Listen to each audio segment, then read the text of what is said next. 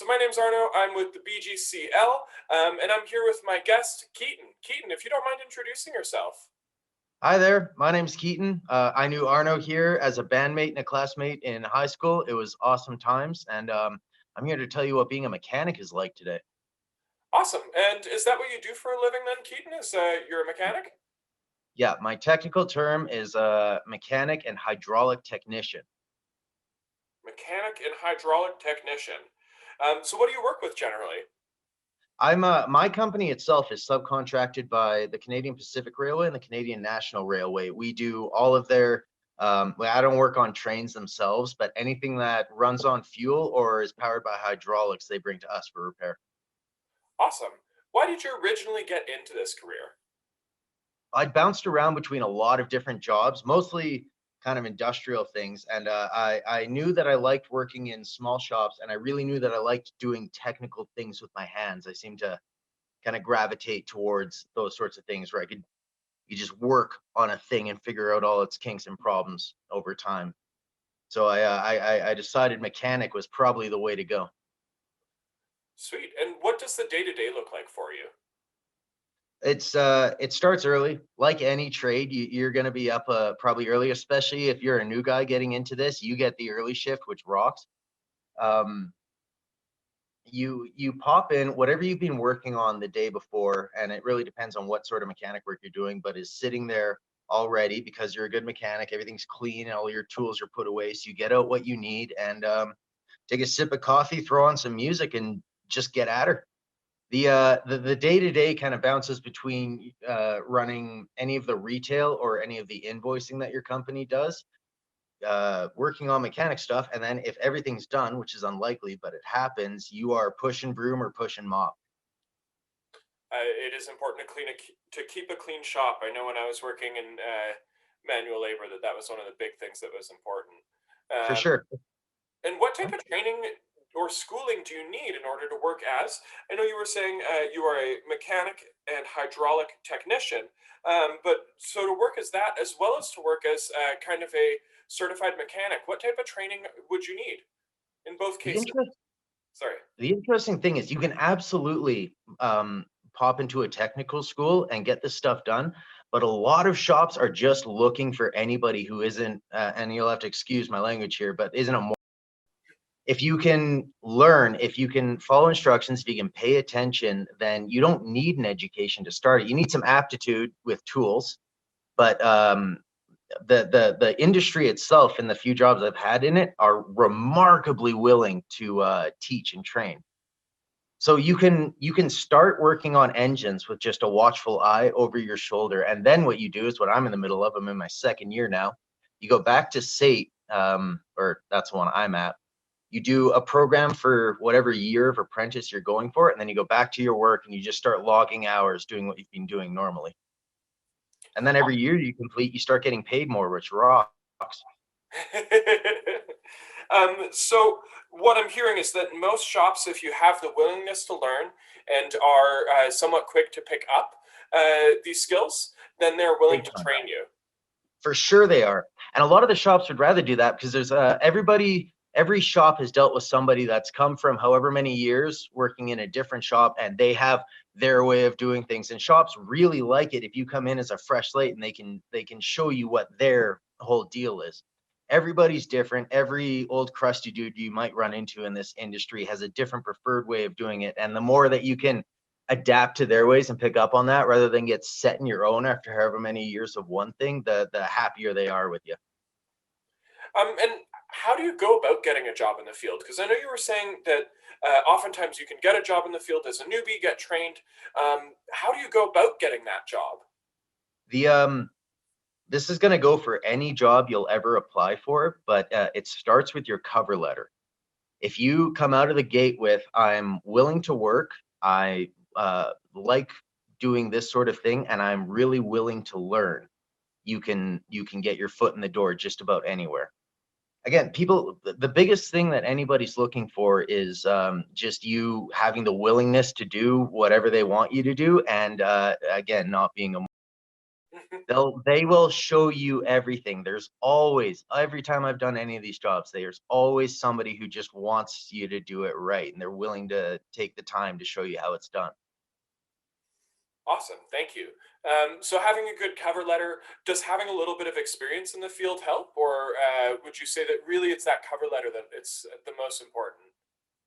That's tough to say. By the time I started doing this, I'd already been a furnace technician and I'd done auto body work, and so I had some stuff under my belt with it. But based on the reaction my boss gave when I told him I was doing this interview, and his whole thing, like, yeah, if somebody wants to come shadow and everything when COVID's over, for sure.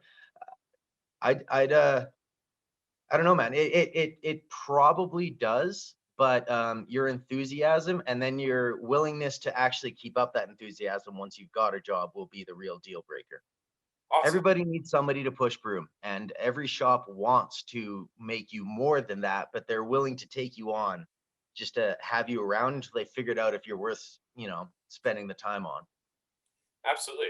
So what are some of the challenges that are faced in this career?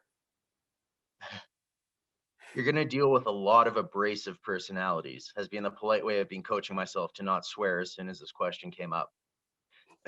Like, let's face it, this is going to be true for anything half industrial you do, but you got to learn how to let water slide off a duck's back, take some jokes, give a couple out, and be ready for the one whoever who just is refusing to have a good day no matter what you throw at them, the other thing would be you're going to be working hard all day, and you're going to be working hard in weird little, like, underneath something with one arm wedged up somewhere where you're worried you're going to break your wrist. There's stuff like that.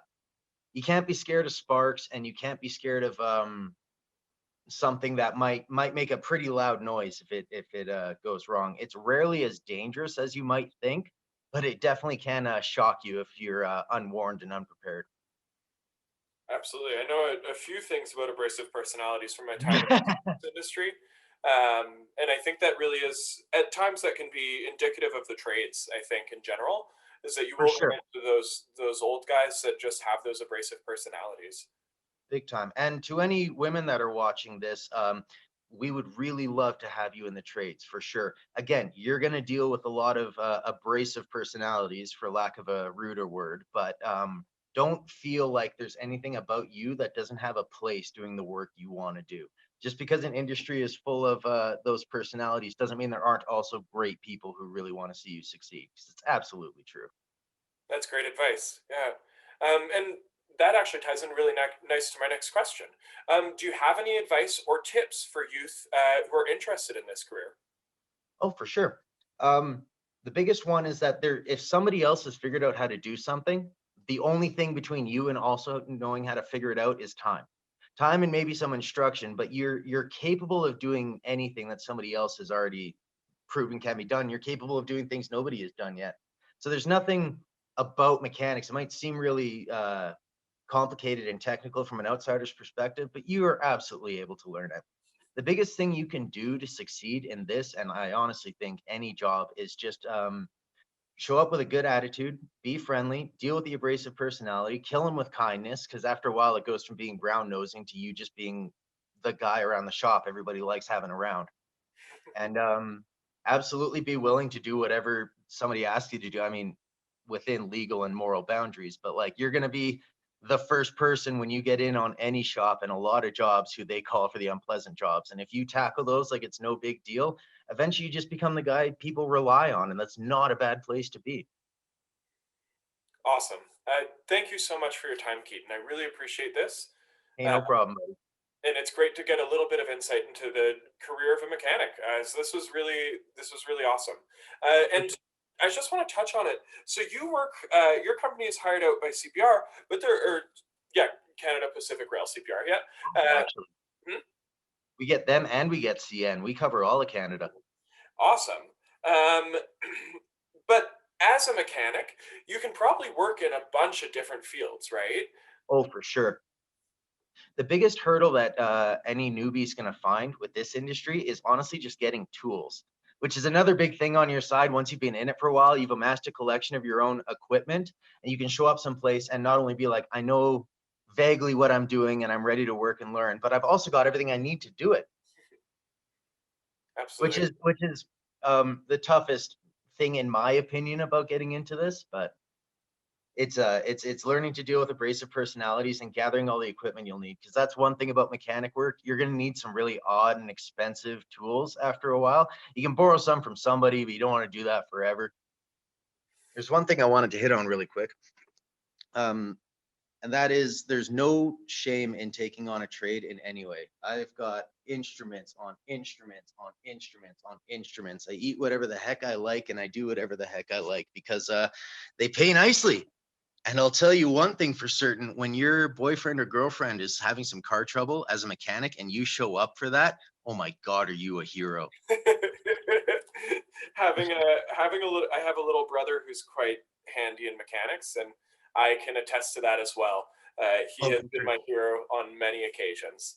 Oh, it's beautiful. You either earn yourself some free food, maybe a free beer, and if it's your partner there, a big hug and a smooch for sure. But don't ever feel like you're making less of your potential by taking on a trade. They're they're not only good, honest work, but they're things where you can really take pride in what you're doing, Awesome. and you make pretty decent scratch at it. Awesome. Thank you so much, Keaton. I really No problem. appreciate this. If any youth have any questions for Keaton, feel free to submit them on our website, or if we have an overwhelming amount of questions for Keaton, then we might book another Zoom session so you can talk to him directly. Just a reminder that we are going to be posting videos throughout the week, so stay tuned because we have lots of great careers that are going to be posted about. We'll see you around. Okay, you take care. Thanks a lot, Arner. Thank you.